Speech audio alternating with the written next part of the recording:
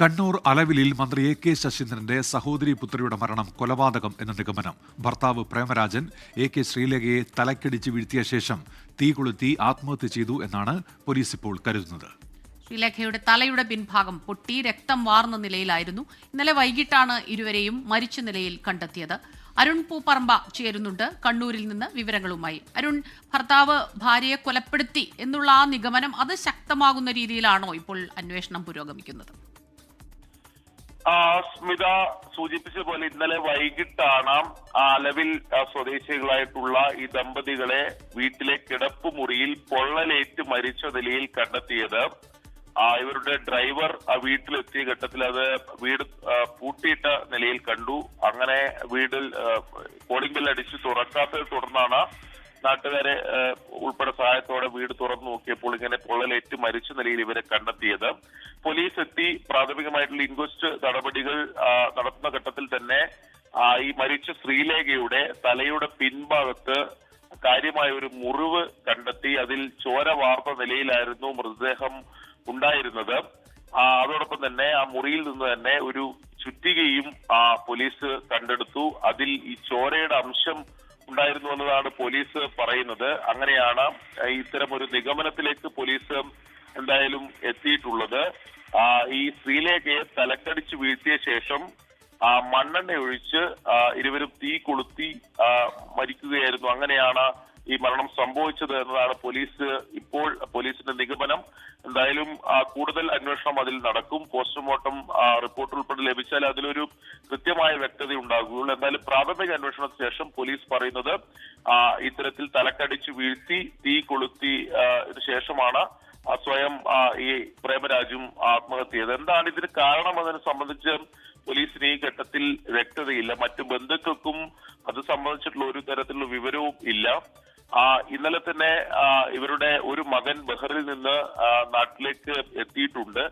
നാട്ടിലേക്ക് എത്തുന്നതിന് മണിക്കൂറുകൾക്ക് മുമ്പാണ് ഈ സംഭവം ഉണ്ടായത് എന്നതും ബന്ധുക്കളെ സംബന്ധിച്ച് വലിയ ഞെട്ടലുണ്ടാക്കിയിട്ടുണ്ട്. ഈ മരിച്ച ശ്രീലേഖ മന്ത്രി എ.കെ. ശശീന്ദ്രന്റെ മരുമകൾ കൂടിയാണ്, സഹോദരിയുടെ മകൾ കൂടിയാണ് എന്ന വിവരം കൂടി എന്തായാലും ലഭിച്ചിട്ടുണ്ട്. എന്തായാലും കൂടുതൽ അന്വേഷണത്തിലേക്ക് വളപട്ടണം പോലീസ് കടന്നിട്ടുണ്ട്. ഇന്നലെ തന്നെ സിറ്റി പോലീസ് കമ്മീഷണർ ഉൾപ്പെടെയുള്ള ഉന്നതമായ പോലീസ് ഉദ്യോഗസ്ഥർ അവിടെ എത്തി കാര്യങ്ങൾ വിലയിരുത്തിയിരുന്നു. എന്തായാലും പ്രാഥമിക അന്വേഷണത്തിന് ശേഷം ഇത് കൊലപാതകമാണ്.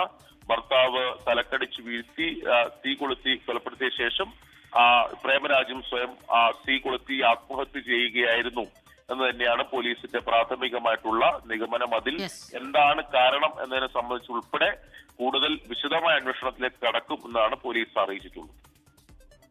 ഈ പ്രാഥമികമായി മറ്റെന്തെങ്കിലും വിവരങ്ങൾ ലഭ്യമാകുന്നുണ്ടോ അരുൺ? ഈ ഇത്തരമൊരു സാഹചര്യത്തിലേക്ക് നയിച്ചത് എന്താണ് എന്നതുമായി ബന്ധപ്പെട്ട് അരുൺ?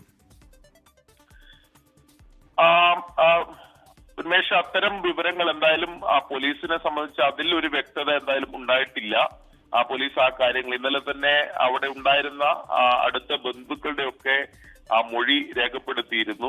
മകൻ രാത്രി വൈകിയാണ് എത്തിയതെന്നാണ് നമ്മൾ മനസ്സിലാക്കുന്നത്. പക്ഷെ മകന്റെ മൊഴി രേഖപ്പെടുത്തിയിട്ടില്ല. ബന്ധുക്കൾക്ക് ആർക്കും അത് സംബന്ധിച്ച് ഏതെങ്കിലും തരത്തിൽ എന്തെങ്കിലും അസ്വാഭാവികത തോന്നുന്ന വിവരങ്ങൾ പോലീസിന് നിലവിൽ കൈമാറിയിട്ടില്ല. ഇവർ തമ്മിൽ തന്നെയുള്ള മറ്റെന്തെങ്കിലും പ്രശ്നമാണോ എന്നതാണ് പോലീസ് ഇപ്പോൾ സംശയിക്കുന്നത്. മറ്റടുത്ത ബന്ധുക്കൾക്ക് പോലും അറിയാത്ത മറ്റെന്തെങ്കിലും പ്രശ്നങ്ങൾ ഉണ്ടോ എന്നതും പോലീസ് എന്തായാലും പരിശോധിക്കുന്നുണ്ട്.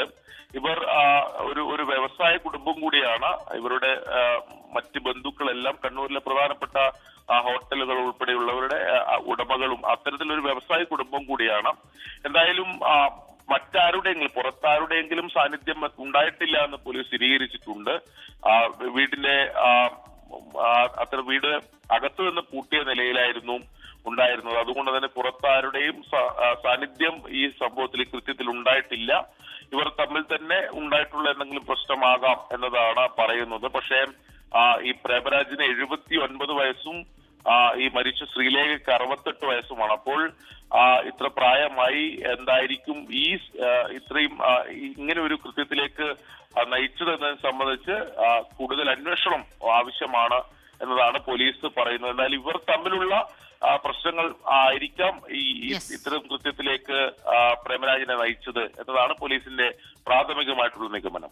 എന്താണ് യഥാർത്ഥത്തിൽ സംഭവിച്ചത്, ഇങ്ങനെയൊരു ദുരന്തത്തിന് കാരണം എന്താണ്, ഇതെല്ലാം ഇനിയും കണ്ടെത്തേണ്ടിയിരിക്കുന്നു. അന്വേഷണം തുടരുകയാണ്. അരുൺ പൂപ്പറമ്പയാണ് കണ്ണൂരിൽ നിന്ന് ഈ വാർത്തയുടെ വിശദാംശങ്ങൾ നൽകിയത്. ലോകത്തെവിടെയായാലും ഏത് സമയത്തും 24 വാർത്തകളും ഓഗ്മെന്റഡ് റിയാലിറ്റി പാക്കേജുകളും എക്സ്പ്ലെയിനറുകളും വിശദമായി കാണാൻ ഞങ്ങളുടെ യൂട്യൂബ് ചാനൽ നിങ്ങൾക്ക് സബ്സ്ക്രൈബ് ചെയ്യാം.